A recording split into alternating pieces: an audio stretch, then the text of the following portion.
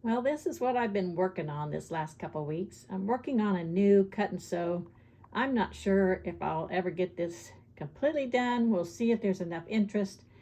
But I saw someone on another YouTube channel and they were showing how they like to make different kinds of scarves.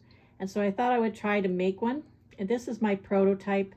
It's used some fabric from the thrift store, but it has, this is the back, and your ponytail or your hair can come through there, and it has these hanging ribbons, and you can tie it into a bow. And I'll even, if I put this up, it'll have enough for one or two little hair scrunchies to match, or it could be like a wristband or something.